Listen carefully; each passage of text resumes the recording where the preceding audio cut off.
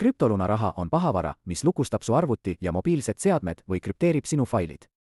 Kui see juhtub, pole võimalik andmetele ligi pääseda ilma lunaraha maksmata. Lunaraha pole kunagi soovitatud maksta peamiselt sellepärast, et see ei garanteeri probleemile lahendust. Samuti on palju asju, mis saavad kogemata valesti minna. Näiteks pahavaras võivad olla tarkvaravead, mis ei võimalda isegi õige võtmega faile lahti krüpteerida. Lisaks sellele kinnitab lunaraha maksmine kurjategijale, et lunavara jagamine on kasumlik. Selle tulemusena jätkavad küberkriminaalid oma tegevust ning otsivad uusi viise, kuidas süsteeme ekspluateerida ning kuidas saada rohkem nakatumisi ja selle kaudu ka rohkem raha. Lunavara teke ja ajalugu. 1989, esimene teadaolev lunavara Joseph Poppi poolt 1989. Aastal kirjutatud Ait Trojan, tuntud ka kui Tsiborg. 2005, mais ilmub raha väljapressimis lunavara. 2006.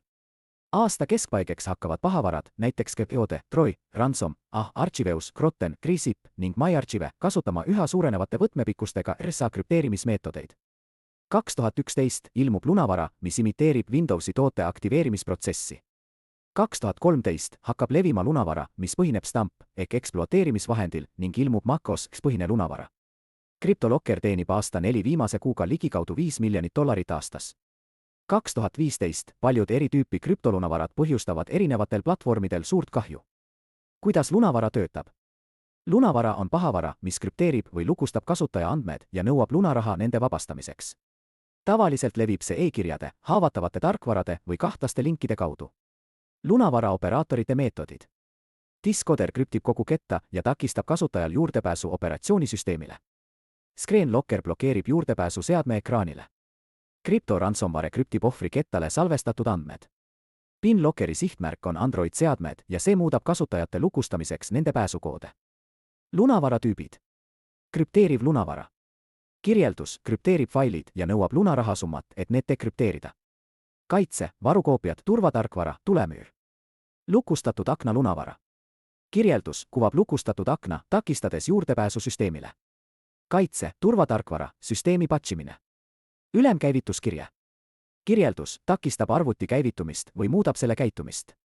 Kaitse, turvameetmed, BIOS-paroolid. Lunavara veebiserveritele. Kirjeldus, krüpteerib veebiserveri andmed, nõudes lunaraha.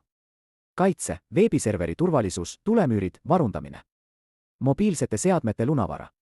Kirjeldus, blokeerib mobiilseadmed või varastab andmeid, nõudes lunaraha. Kaitse, mobiilse turvalisus, süsteemi ajakohastamine, turvatarkvara. See on minu turvalisu eest. Regulaarsed tarkvarauuendused, veendu, et kõik sinu seadmed, arvutid, serverid, nutiseadmed oleksid ajakohased. Tarkvarauuendused sisaldavad sageli turvapaiku, mis aitavad kaitsta lunavara rünnakute eest. Tugevad paroolid ja mitmefaktoriline autentimine, kasuta tugevaid paroole ja võimalusel kehtesta mitmefaktoriline autentimine, MFA. See teeb sinu kontod raskemini ligipääsetavaks ka juhul, kui üks parool peaks lekkima. Andmete varundamine, tee regulaarseid varukoopiaid oma olulistest andmetest ja hoia neid eraldi kohtades, mis ei ole ühendatud sinu põhivõrguga. Veendu, et varukoopiad oleksid turvaliselt salvestatud ja neid oleks lihtne taastada. Lunavara kaitseprogrammid, kasuta spetsiaalseid turvatarkvarasid, mis on loodud lunavara tuvastamiseks ja eemaldamiseks. Need programmid võivad tuvastada ka uusimaid lunavara variante.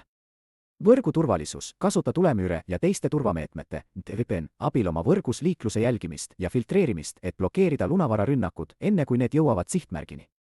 Ära lae alla kahtlasi faile, väldi allalaadimist ja avamist kahtlastelt veebisaitidelt või e-kirjadest, mis sisaldavad manuseid, mis võivad sisaldada lunavara. WannaCry ransomware attack. Kõige tuntum lunavara rünnak oli WannaCry, mis toimus 2017. aastal. See levitas end kiiresti, nakatades 200 000 arvutit 150 riigis ja põhjustades miljardite dollarite väärtuses kahju. Rünnak kasutas ära Microsoft Windowsi haavatavust, mida tuntakse nime all Eternalblue. Mõjud, rünnak häiris tervishoiu, telekommunikatsiooni ja tööstussektoreid. Kõige rohkem kannatas Ühendkuningriigi tervishoiusüsteem, kus tühistati kohtumisi ja meditsiinilisi protseduure.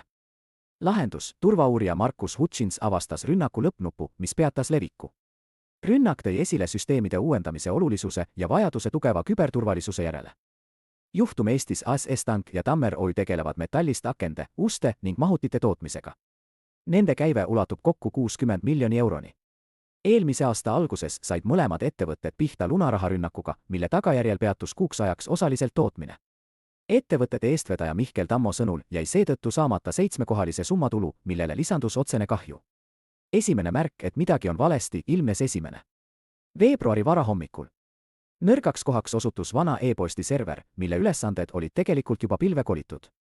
Pärast kolimist aga selgus, et serverit on siiski veel tarvis, see pandi ajutiselt taas tööle, kuid uuenduste haldamise süsteemi enam ei liidetud. Ajutine lahendus jäi aga kasutusele plaanitust pikemaks ning paikamata Microsoft Exchange serveri turvanõrgus Proxylogon võimaldaski häkkeritele pääsu sisevõrku. Kui küberkriminaalid olid süsteemid halvanud ja lunarahanõude esitanud, peatus ühes ettevõttes kuuks ajaks pea täielikult tootmine. Kohe esimestel päevade kaasati juhtumi lahendamisse küberturbeettevõte Cybers, samuti oldi pidevas suhtluses RIA intsidentide käsitlemise osakonnaga, CERT. Varukoopiate taastamisega nähti palju vaeva ja saadi kätte isegi osa faile, kuid paraku olid need rikutud. Samal ajal tehti juba ka ettevalmistusi kõikide süsteemide nullist ülesehitamiseks.